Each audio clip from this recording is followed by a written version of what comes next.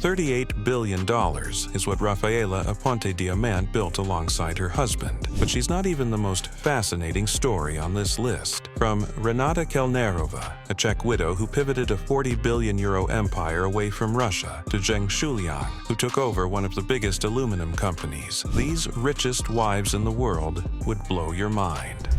Zhang Huizhuan, $19.1 billion.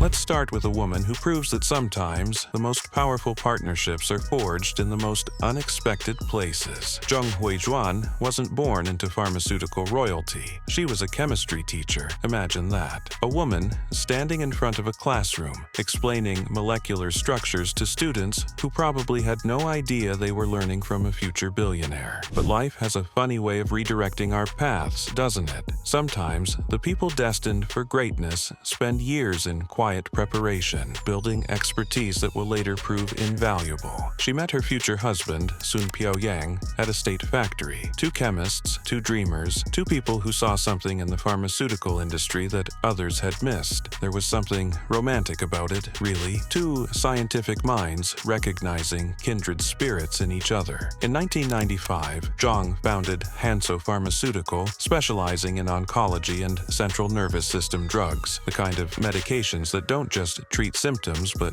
save lives. Now, here's what makes this story particularly remarkable. Her husband, Sun Piaoyang, is the CEO of Jiangsu Hengrui Medicine, another pharmaceutical giant. Together, they form what can only be described as one of China's most formidable power couples. Their combined wealth makes them pharmaceutical royalty in a nation of over 1 billion people. When they sit down for dinner, one can only imagine the conversations about drug development pipelines and clinical trials.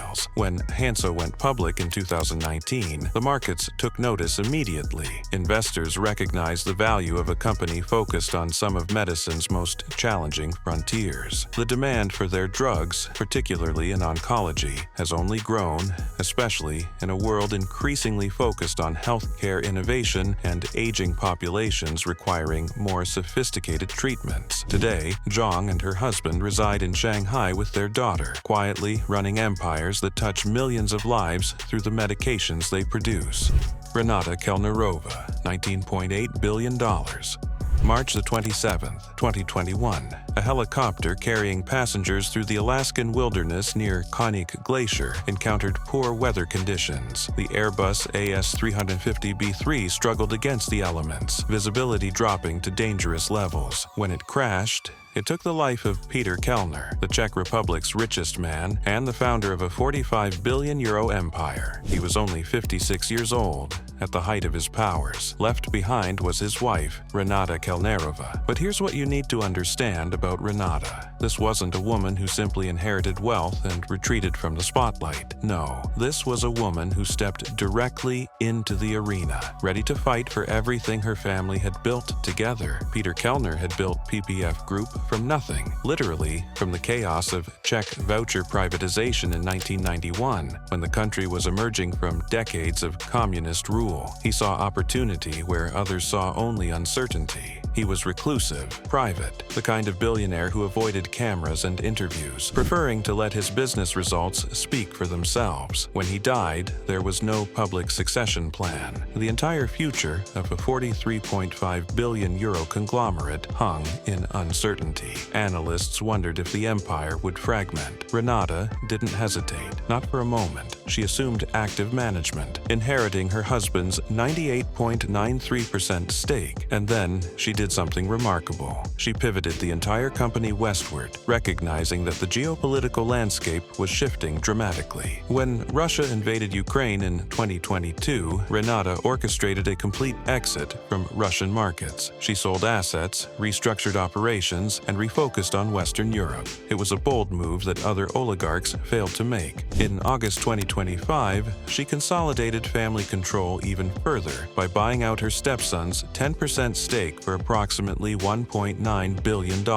That stepson, Peter Jr., was from her husband's first marriage, and the buyout created a new entity called Amilar Holding, grouping her assets with those of her 3 daughters. It was a strategic masterstroke that ensured unified family control. Speaking of those daughters, Anna, born in 1996, is a professional show jumper jumper who competed in the 2024 Paris Olympics, representing the family on the world stage. Lara studies in Switzerland, preparing for her future role. Maria is the youngest, still finding her path. Together with their mother, they now control 100% of PPF Group. Renata also chairs the Kellner Family Foundation, funding scholarships for over 1,000 Czech students annually, ensuring that opportunity reaches those who might otherwise be overlooked. And she hasn't forgotten her husband's death. In 2023, she filed a wrongful death lawsuit against the helicopter operator, seeking accountability for the crash that changed everything. Diane Hendricks, $22.3 billion. Now, every story on this list is impressive, but Diane Hendricks, she's something else entirely. Her journey defies every expectation, shatters every stereotype, and proves that determination can overcome any obstacle. Born in Mondovi, Wisconsin, Diane was one of 9 sisters raised on a dairy farm. 9 sisters. Can you imagine the chaos, the competition, the resilience that environment must have built? Every day was a lesson in hard work, in sharing, in fighting for your place at the table. At 17 years old, she became a mother. Shortly after, she divorced the father. Most people would have seen that as an ending, a young woman with limited options and heavy responsibilities. Diane saw it as a beginning. She refused to let her circumstances define her future. She graduated from Osseo Fairchild High School in 1965 and immediately started working, assembling pens at Parker Pen Company, working as a Playboy bunny to pay the bills, and eventually earning her real estate broker's license at just 21 years old. This woman was not going to let circumstances define her. Every job was a stepping stone, every challenge an opportunity. Then she met Ken Hendricks, a roofing contractor from Janesville, Wisconsin. There was an instant connection, 2 entrepreneurs who recognized ambition in each other. They married in 1975 and became more than spouses. They became business partners. Starting with buying, renovating, and renting properties in Beloit, they identified something nobody else had seen: a gap in the market for national distribution of roofing and siding materials. It was an unsexy business, but it was a necessary one. In 1982, with a $900,000 loan, they founded ABC Supply Comber 3 stores. That was the beginning. 3 small stores in Wisconsin, with a vision that stretched across the entire nation. Today, ABC Supply is America's largest wholesale distributor of roofing, siding, windows, and related building materials, with over 900 branches across the United States and $20.7 billion in revenue in 2024. From 3 stores to 900, that's the kind of growth that makes business school case studies. But tragedy struck on December 21, 2007. Ken Hendricks fell through a construction site roof at their home and died from his injuries. He was 66 years old. The love of her life, her business partner, her co-dreamer, gone in an instant. Diane didn't just survive, she thrived. She doubled the store count through aggressive acquisitions, including the Bradco purchase in 2010 and L&W Supply in 2016. She beat cancer twice, refusing to let disease stop her any more than poverty or single motherhood had. She became Wisconsin's richest person, surpassing even John Menard Jr. In July 2025, she starred in an A&E television series called Betting on Beloit with her daughter, highlighting her massive investments in revitalizing the city where she built her empire. She hasn't forgotten where she came from: 7 children, 900 stores, $22 billion, and a legacy that proves where you start doesn't determine where you finish. Forbes gives her a self-made score of 9 out of 10, and Diane Hendricks earned every single point. Vicky Safra, $23.2 billion. The Safra banking dynasty stretches back 180 years to the Ottoman Empire. Think about that. 180 years of financial expertise passed down through generations, surviving wars, regime changes, and global economic upheavals. Empires have risen and fallen. Currencies have collapsed and been reborn, yet the Safra name endures. Vicky Safra was born Vicky Sarfati in 1952 in Thessaloniki, Greece, to a Sephardic Jewish family with deep roots in Mediterranean commerce. Her heritage connected her to centuries of trade and finance. In 1969, she married Joseph Yacoub Safra, a Lebanese-Brazilian billionaire who had relocated his family's banking operations to Brazil in 1952. It was a union that would shape the future of global finance. Together, they built something extraordinary: Joseph Safra expanded the empire to manage over $200 billion in assets across 30 countries. Banco Safra in Brazil, J. Safra Saracen in Switzerland, Safra National Bank in New York. Real estate holdings including London's famous Gherkin Tower, acquired in 2014 for $1.1 billion. The man was, quite simply, a financial genius, and Vicky was his partner through every strategic decision. When Joseph died on December 10, 2020, from complications related to Parkinson's disease, Vicky became the primary beneficiary of his fortune. The banking world watched to see how she would manage the transition, but inheritance is never simple, especially when billions are involved. The couple had 4 children: Jacob, David, Alberto, and Esther. In February 2023, son Alberto filed a lawsuit in New York against Vicky and his brothers Jacob and David, alleging he had been deliberately disinherited through dilution of his stake. The accusations included claims of forged signatures and unequal treatment. It was the kind of family drama that makes headlines worldwide. The feud was settled in July 2024, with Alberto selling his stake for an undisclosed amount, estimated in the billions. Daughter Esther similarly exited in January 2025, selling her stake and allowing Vicky, Jacob, and David to consolidate control. Family harmony was restored, at least publicly. Today, Vicky heads the Joseph Safra Philanthropic Foundation, focusing on Jewish causes, education, health, and cultural initiatives worldwide, carrying forward her husband's legacy of giving. In March 2025, the family acquired a 70% stake in Denmark's Saxo Bank for nearly $1.2 billion, expanding their digital banking capabilities and preparing for the future of finance. Zhang Shuliang, $25.2 billion.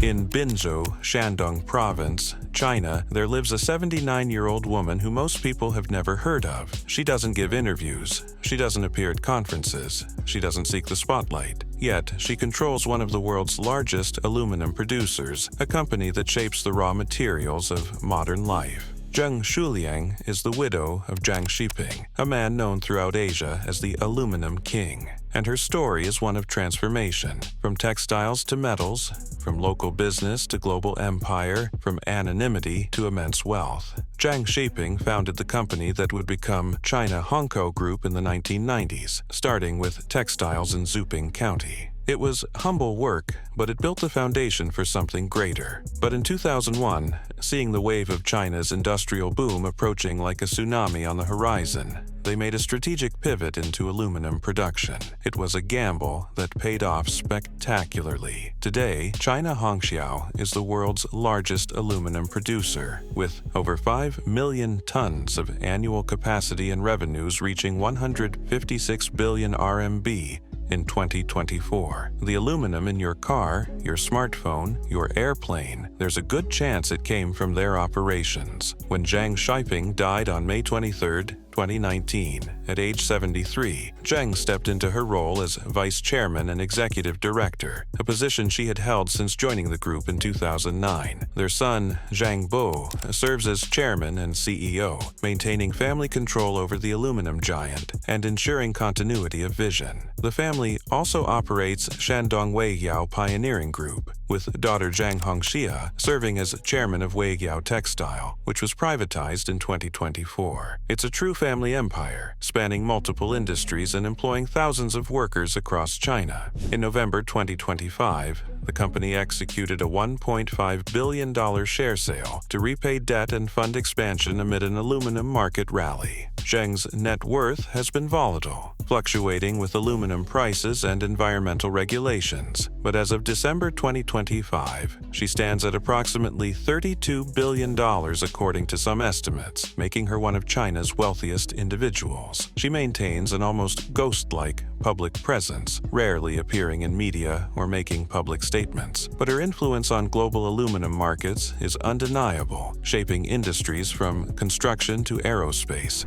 Lyndall Stevens Greth, $25.9 billion. The Permian Basin in West Texas is one of the most productive oil regions on Earth. Beneath that dusty, unforgiving landscape, lies black gold worth trillions of dollars, and at the center of one of its greatest fortunes stands a woman who went from attorney to chairman in the span of a single devastating year. Lyndall Stevens. Greth was born to Autry Carl Stevens, a man who exemplified the American oil dream. Autry founded Endeavor Energy Resources in 1979 after careers in banking and oil, drilling his first well with modest resources and relentless determination. He built it into one of the largest private oil producers in the United States, a testament to what one man's vision could accomplish. Lyndall joined the family business, serving on the board since at least 2013 and eventually becoming vice chairman. She wasn't content to simply inherit, she wanted to earn her place. She married Richard William Greth Jr., a real estate investor, on March 14,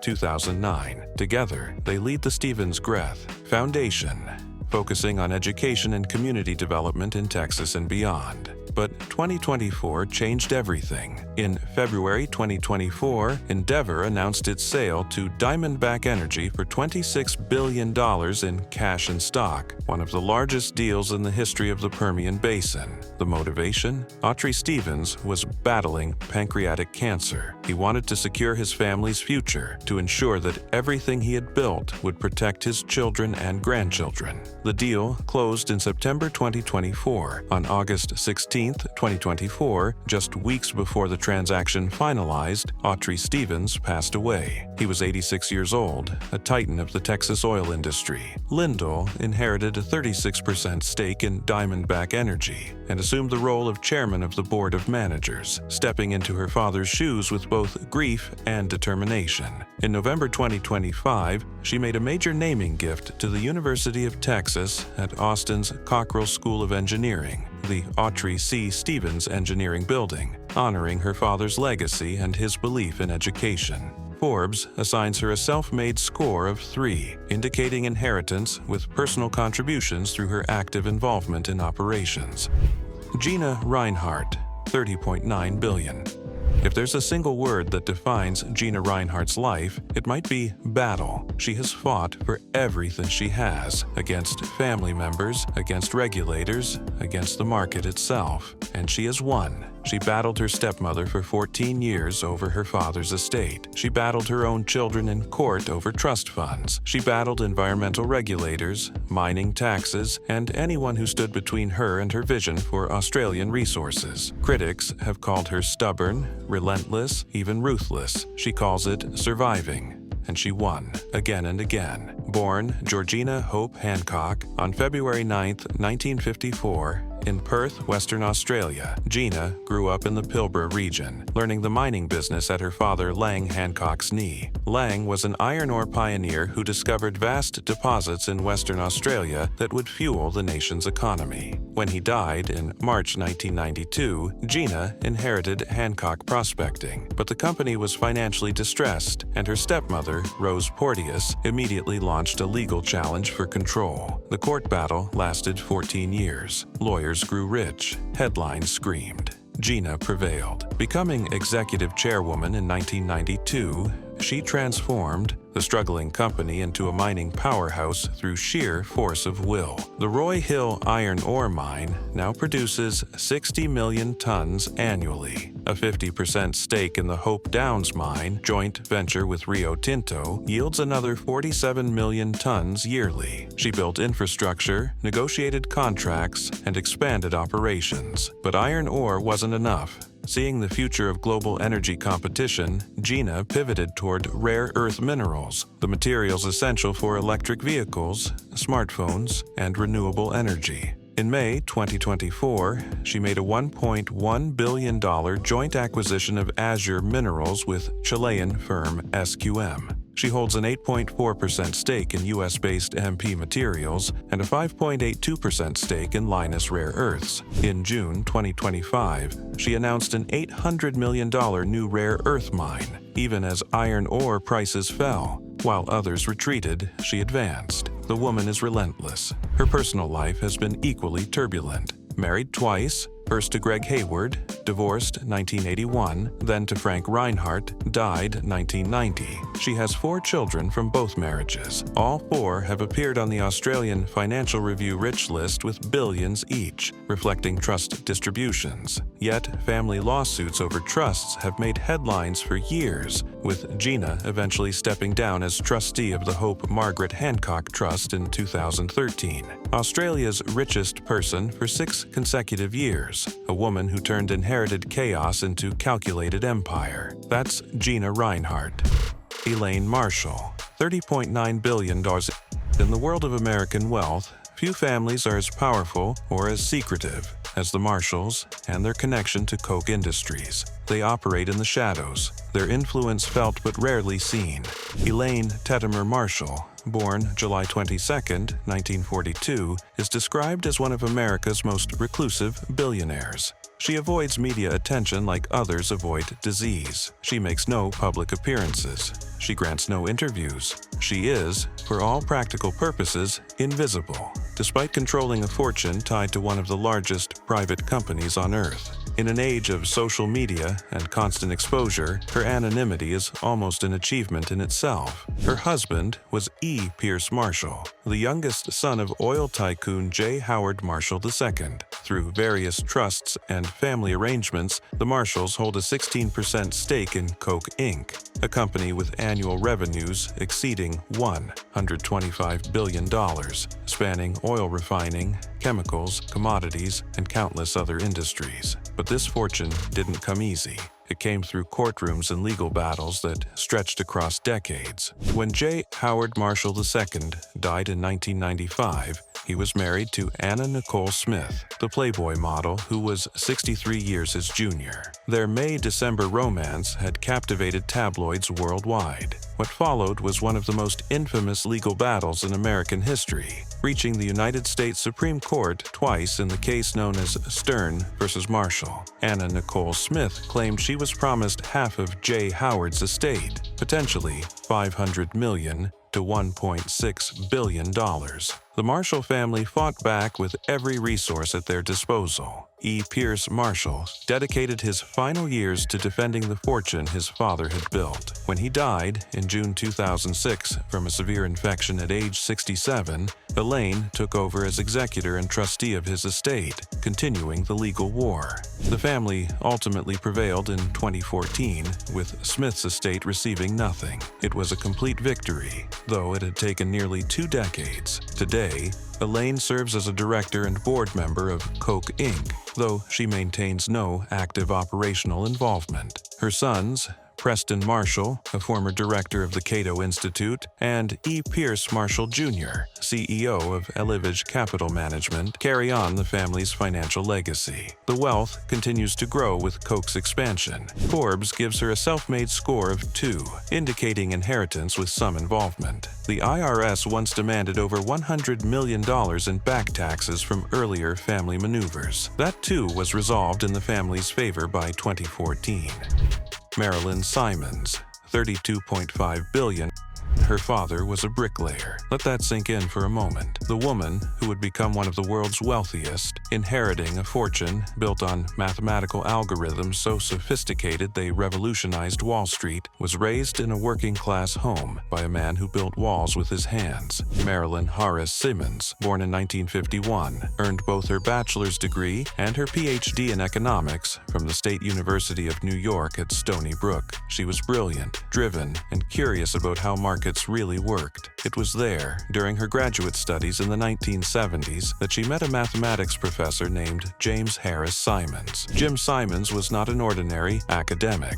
Before teaching, he had worked as a codebreaker for the U.S. government, cracking encryptions during the Cold War. His mathematical mind operated on a level few could comprehend. In 1982, he founded Renaissance Technologies, a quantitative investment firm that would change finance forever. The firm's medallion fund achieved returns that seemed impossible, returns that made traditional investors gasp in disbelief. We're talking about average annual returns of over 66% 1% before fees from 1988 to 2018. The algorithms were so secret, so valuable, that they became legendary on Wall Street. Competitors tried desperately to replicate their success. None came close. Jim and Marilyn married in 1977, his second marriage, and had 3 children together, Elizabeth, Nathaniel, and Audrey. But tragedy struck the family twice with devastating force. Jim's son, Paul, from his first marriage died in a car accident in 1996 at age 34, and his son Nicholas drowned in Bali in 2003 at age 24. In response to these losses, the couple established the Avalon Nature Preserve in memory of Paul and the Nick Simons Institute for Healthcare in Nepal following Nick's death. They transformed grief into giving. Together, they co-founded the Simons Foundation in 1994, which now holds approximately $4.5 to $5 billion in assets. The foundation funds groundbreaking research in mathematics, basic sciences, and autism spectrum disorders through the Simons Foundation Autism Research Initiative, established in 2003. In 2023, the couple made a $500 million gift to Stony Brook University, the second largest gift ever made to a U.S. public university. It was a gift to the place where they had met, where their journey together began. When Jim Simons died on May 10, 2024, at age 86, Marilyn inherited his fortune, valued at $31.4 billion at the time. She now chairs the Simons Foundation and serves on the boards of Stony Brook University Foundation, Rockefeller University, and Cold Spring Harbor Laboratory. Rafaela Aponte Diamant, $38.8 billion. Imagine this scene. It's 1970. A young Italian ferry captain named Gianluigi Aponte is steering his vessel through Mediterranean waters. Among his passengers is a woman named Rafaela. Their eyes meet. They talk. They discover a shared dream of something bigger than ferry routes. They dream of oceans. They marry shortly after. And then, together, they build an empire that spans the globe. Mediterranean Shipping Company, MSC, is now the world's largest container shipping line, with over 900 vessels traversing the globe's oceans. From that chance meeting on a ferry to controlling the arteries of global trade, this is the stuff of legend. Every product shipped across continents, every container crossing oceans, flows through networks they created. Rafaela owns 50% of the company, but she's not just a silent partner collecting dividends. She personally handles the interior design for MSC's cruise ships, the aesthetic vision behind floating palaces that host millions of passengers annually. When you step aboard an MSC cruise, you're experiencing Rafaela's artistic vision made manifest. The couple has 2 children,